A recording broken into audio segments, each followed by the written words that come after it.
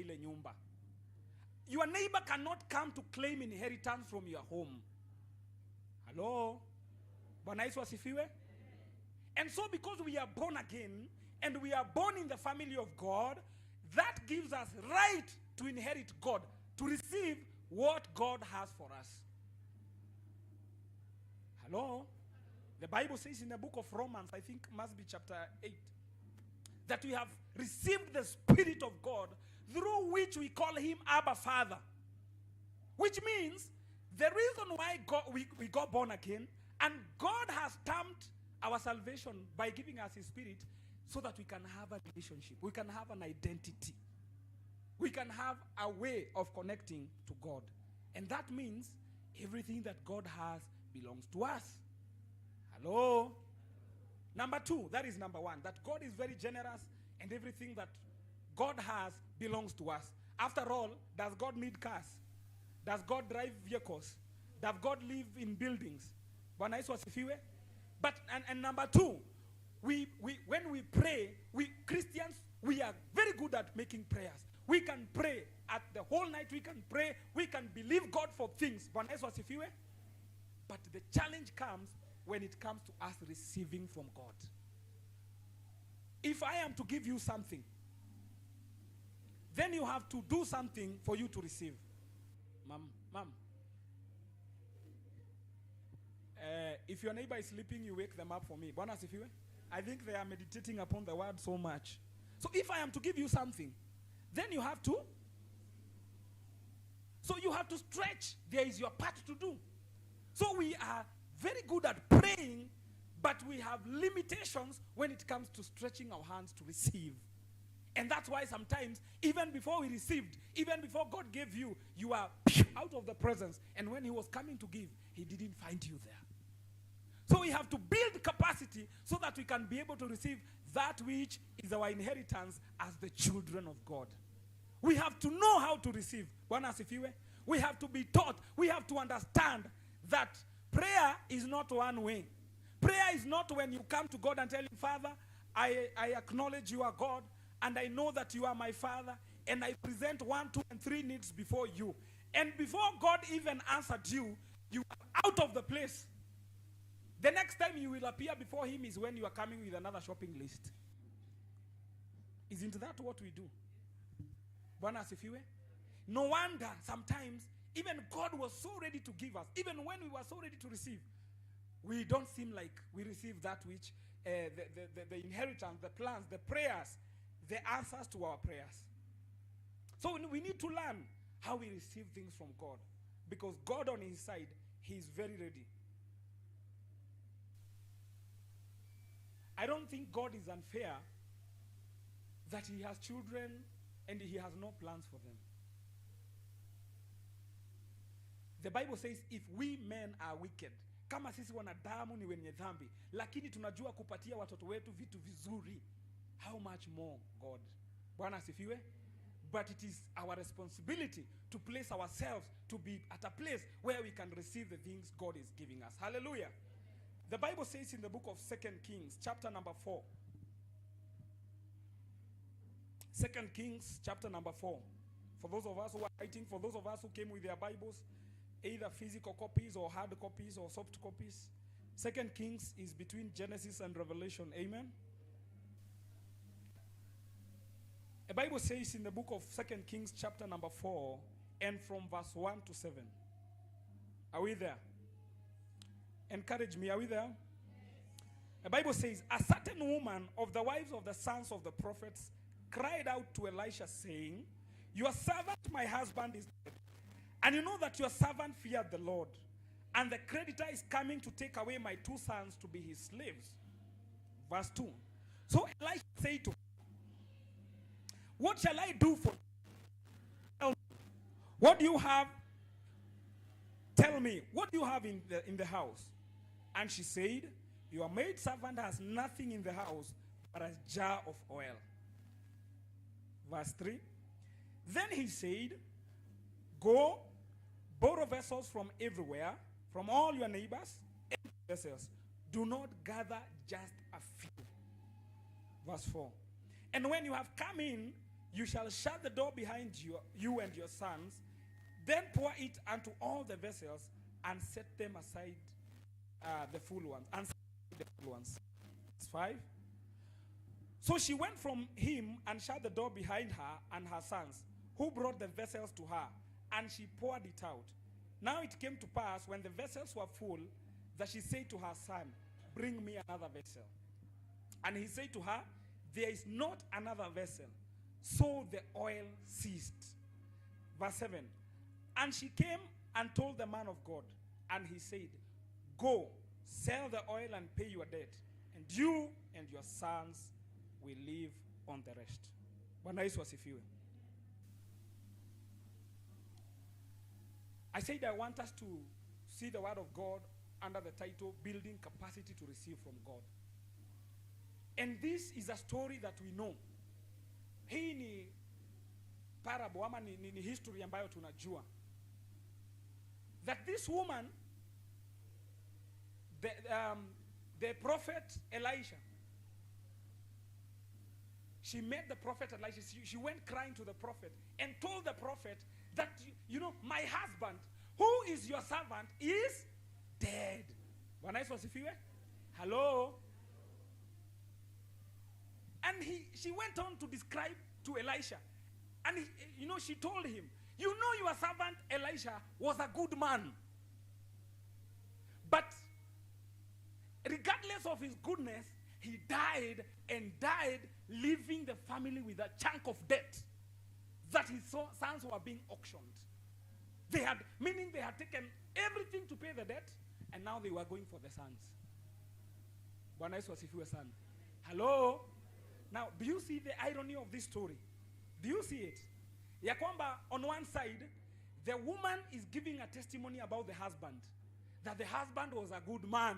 In fact, he tells Elisha, you know that this was a good man. So even to the prophet, he knew that the husband was a good man. He had a good reputation. On the other side, he lived in debt. And he died in debt to the extent that he did not leave anything but debt to his family. Hello? Bwana Yesu asifiwe. And so, that brings us to the point number 1. That proximity does not always translate to access. This man had been close to the prophet. In fact, he is called the son of Bwana Yesu asifiwe. One of the sons of prophets. In the previous verses, you will see how, Elijah destroyed the prophets of Baal. And at one point when Jezebel was looking for him, he wanted to kill himself. And God woke him up and told him, wake up. There are 7,000 other prophets who have not bowed to Baal. And this man who had died was one of them. He was one of the prophets, sons of the prophets. Hello? Which means that even in the eyes of God, even God testified that this man has not bowed down to idols. He had a testimony. Bwana asifiwe. He had a testimony even among his family, his wife. Let me tell you something. You know you are going to heaven if your wife or your husband and your children testify that you are born again. Wachana na hii ushuhuda ya huku nje. Ya watu wanakujua umeokoka. If your wife or your husband or your children testify that our dad, our mom, is born again, then you truly know you are born again. Bwana Yesu asifiwe. Hello? But if your own people doubt your salvation, if you have to prove, to keep insisting that you are born again. I went to a family seminar, and the preacher, the facilitator was saying, the moment you keep saying, I'm the husband of this house, there is something wrong. They should know that you are the husband even without keeping on insisting that you are. Bwana asifiwe. So this man had a testimony from God that he had not bound down to Baal. From his family that he was a good man. But you know what?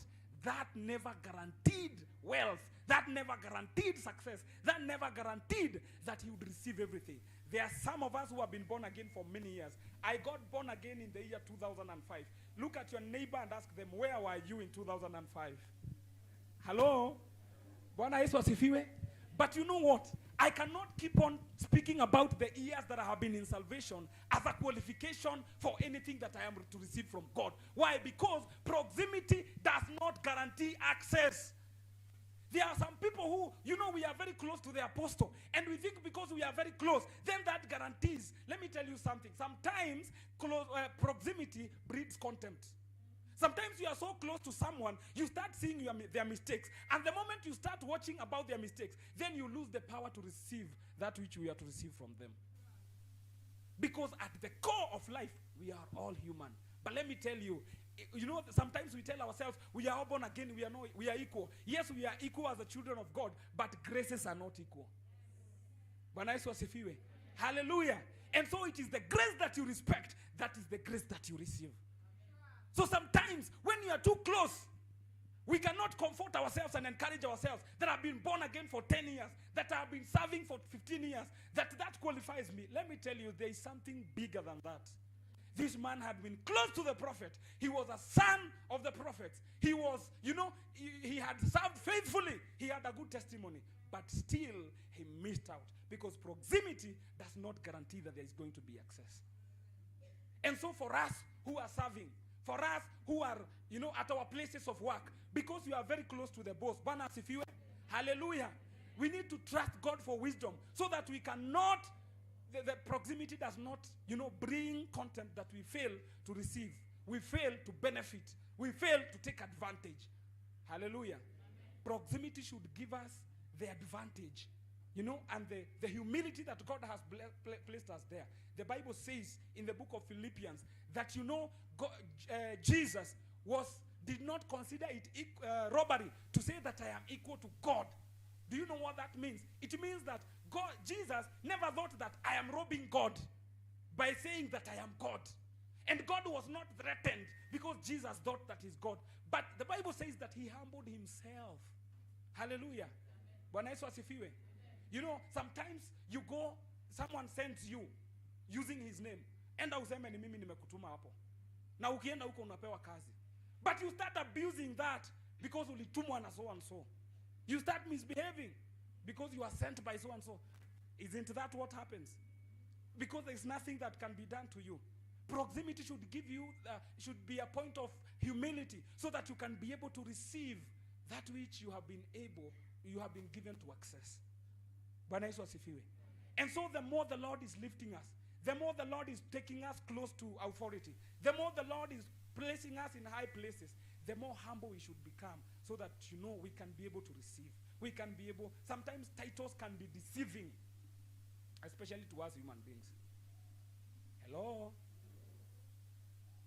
So this man died and left death. Regardless, even after serving as a son of prophet. The disciples of Jesus had been with Jesus for many years, for 3.5 years. But you know what? That didn't change Judas from whom he was. He walked side by side with Jesus Christ. Judas saw the miracles that Jesus did. Judas saw Jesus feed the 5,000. In fact, a bigger miracle of speaking to 5,000 people without a microphone. Hello? Do you think it was easy speaking to all those people? And those days they used to count men. They were not counting women, so the crowd was bigger. But this man walked with Jesus for all those years. But at the end of the day, he still lost. The fact that he was so close to Jesus didn't guarantee that he would receive from Jesus. At the end of the day, while others became the disciples, he went and hung himself. Proximity does not guarantee that you are going to have access. Hello? We said we are sharing on building capacity to receive from God.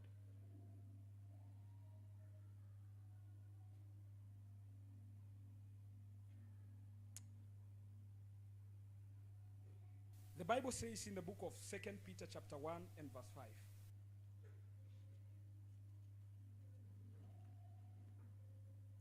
2 Peter chapter 1 and verse 5. 2 Peter again is between Genesis and Revelation. 2 Peter chapter 2 verse 1 from chapter 1. 2 Peter chapter 1 from verse 5. It says, but also for this very reason, giving all diligence, to your faith virtue. Do you have someone who has a Swahili Bible? Any Swahili Bible? Ni kusema ni yes ama no? Hello? Okay, we continue. It says, but for this very reason, giving all diligence, add to your faith virtue. So the fact that you got born again, that does not mean that you know, that is the end. We said here on Sunday that salvation is like that ticket you take so that you can go to Mombasa. You can have that ticket, but if you don't walk the journey, you will not get there. Bwana Yesu asifiwe. Hello? So it says, after you have been born again, au umeipata mama? Hiyo ni ya Kiswahili. Waraka wa pili wa Petero sura ya kwanza na kuanzia mstari wa 5.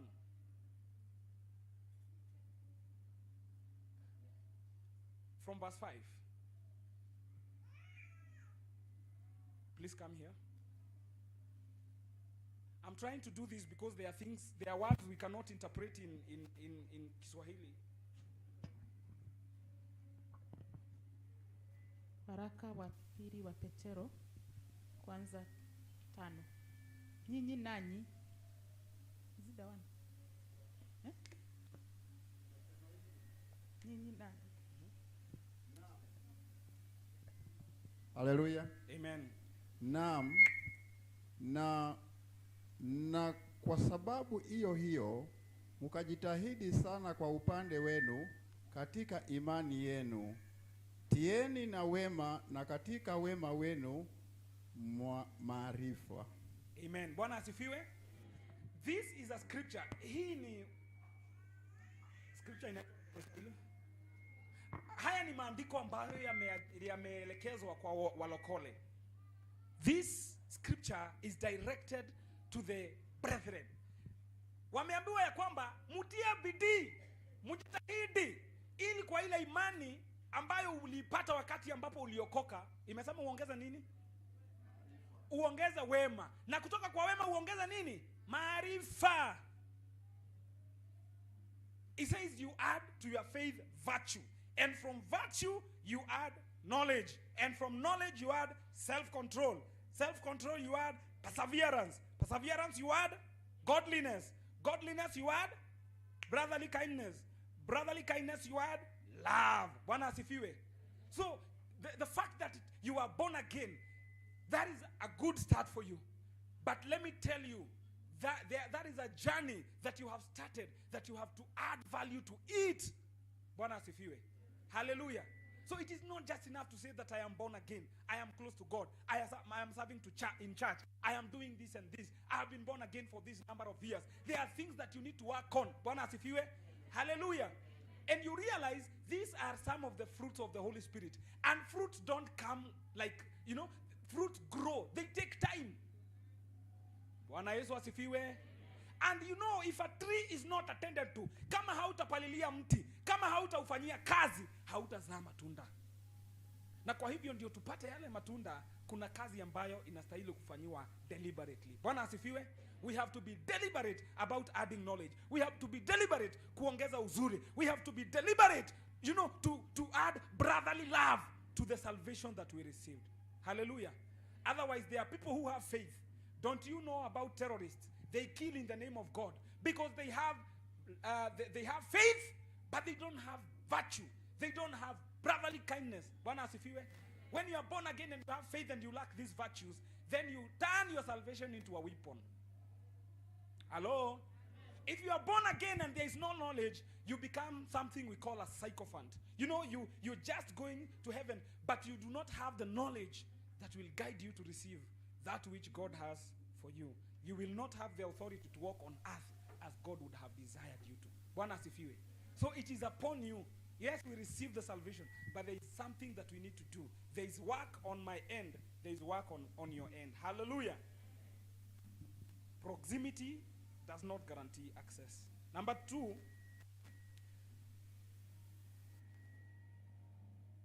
if we have to build capacity to receive from God, then we have to confront a mentality called I don't have. I don't have. When this woman was asked, so you have come to me as a prophet, so what do you have? So she said, I have.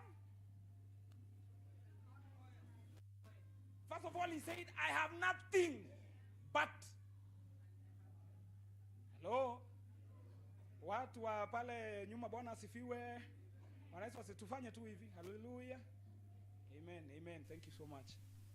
When she was confronted, when she went to the prophet, na kamuuliza, uko na nini? Alisema nini?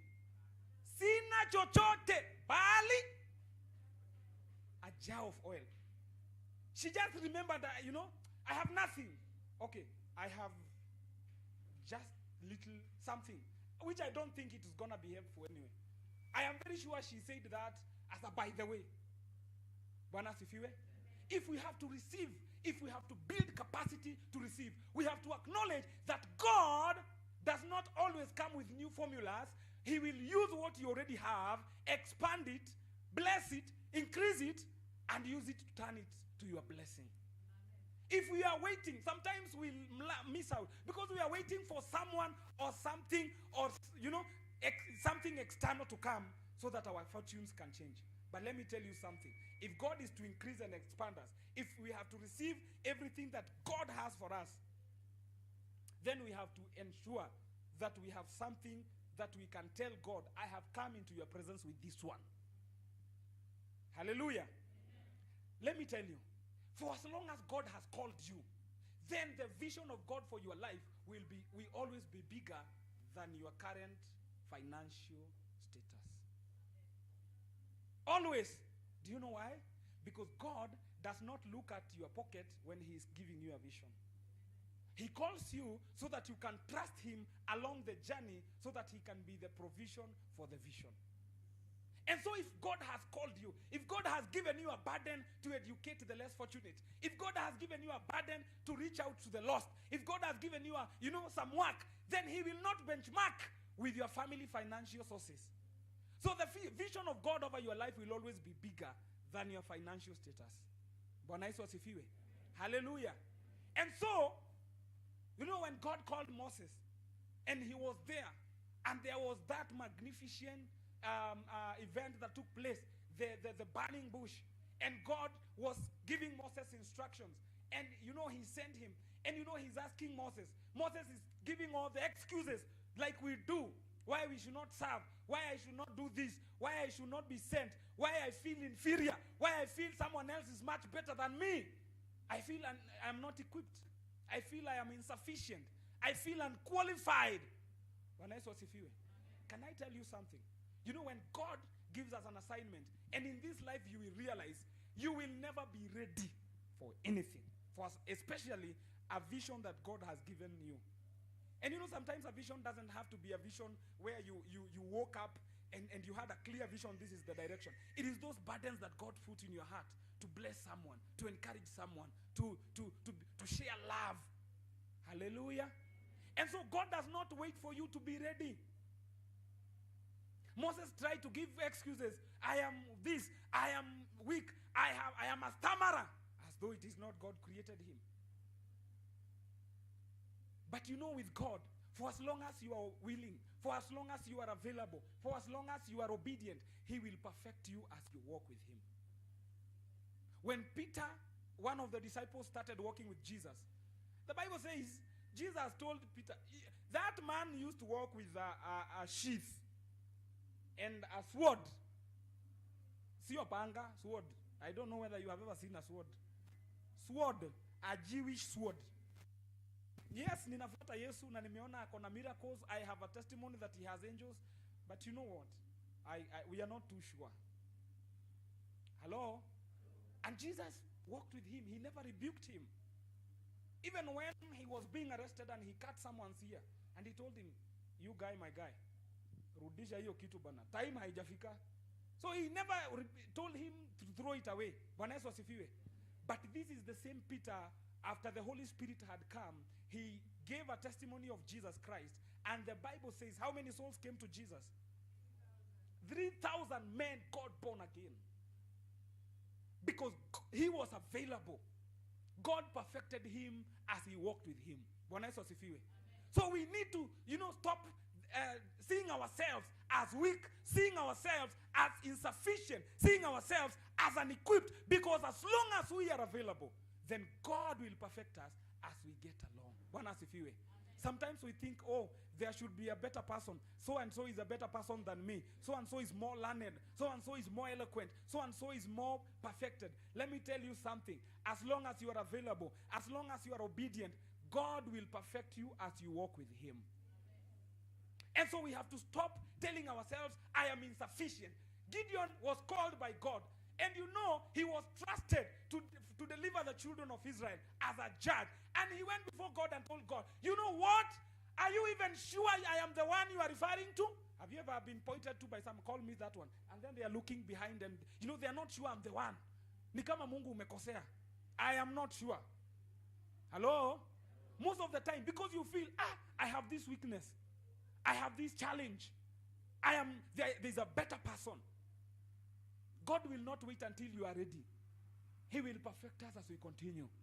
And so we have to stop this mentality of saying, I don't have. I am not sufficient.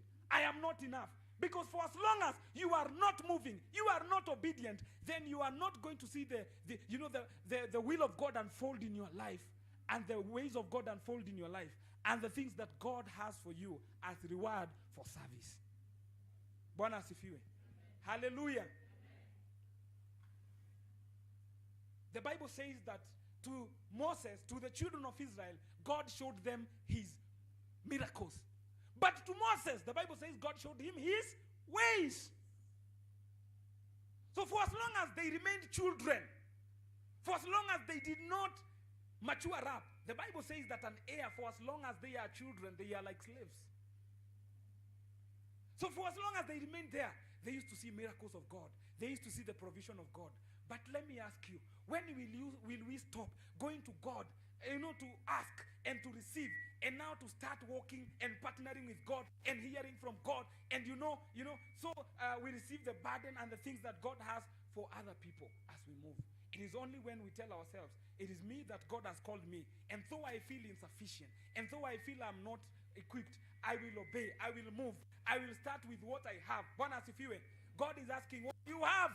Maybe it could be that career that God will use to upgrade you, so that when you go to those offices, you affect them with the gospel. Maybe it is that talent that you have. Maybe, it is your availability to serve. God is waiting for. Hallelujah. Not all of us have been called to become pulpit ministers.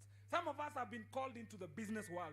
Others have been called into entertainment. And that is why we have to support those of us who are talented in that area, so that we can go and infiltrate the industry with the gospel of Jesus Christ. Bwana asifiwe. But for as long as you feel, I am insufficient, I am not good enough, I'm deficient of this and this, then we are limiting the ability of God to use us and to give us the influence that is needed to affect our environment, to affect our areas. Hallelujah. God is counting on you. So we have to stop and saying that I am not enough. We have to be delivered and confront the I don't have, the mentality of saying I don't have. We have just read that the help the woman needed was within her reach. The prophet never came with something new. Bwana asifiwe. Hello? The prophet never came with something new. That which you have is what God will use. He said, what do you have? I have nothing but oil. But little did she know that that is the help that she was looking for. We need to ask ourselves, and we need to ask God, what is it that I have that you'd want me to serve you with? What is it that I have that you'd want me to affect the world with? Hello? So that now we can perfect it. We can go with it. And as we are walking with God, then the Lord will perfect that which concerns us. Building capacity from God. Number 3. is teamwork.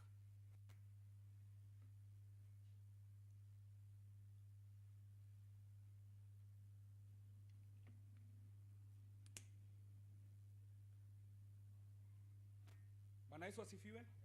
The Bible says in the book of 1 Corinthians, so Genesis chapter 11.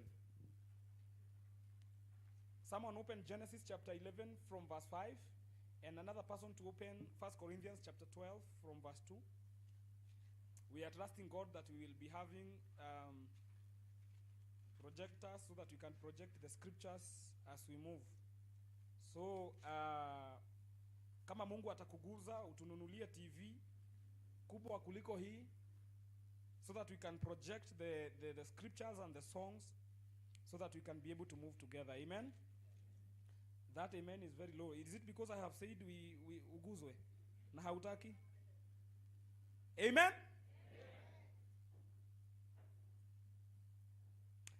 The Bible says in the book of Genesis chapter number 11 from verse 5 to 9.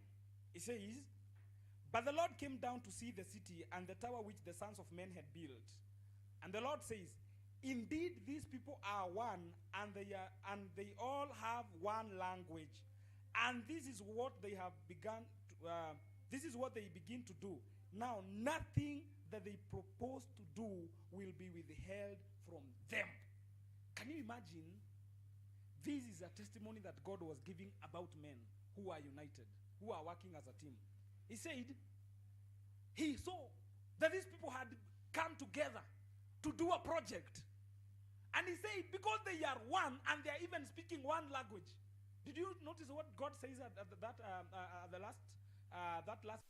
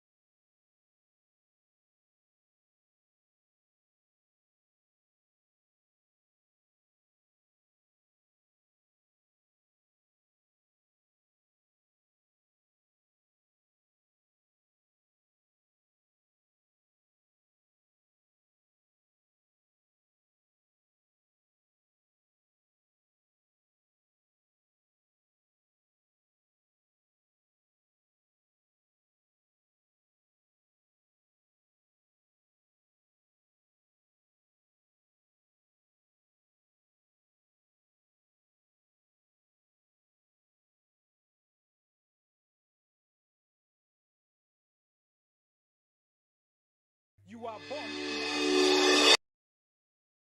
Things were done.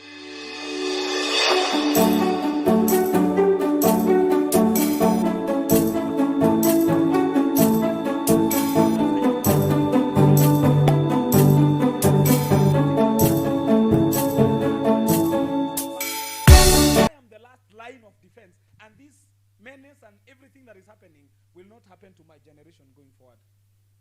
So the husband was involved. Hello? And so, the teamwork, the combination of all these people is what brought the turnaround, is what brought the miracle, is what brought the financial turnaround of this woman. Let me tell you, God never designed that we live lives, we just win by ourselves. He has equipped us. The Bible says in the book of 2 Corinthians chapter 2 that we are a body, the body of Christ. And the body has several parts. The body has several members. And even those that look, like they are not of honor, they are important. Everybody is important in the organization. Can I tell you something? Even in big organizations,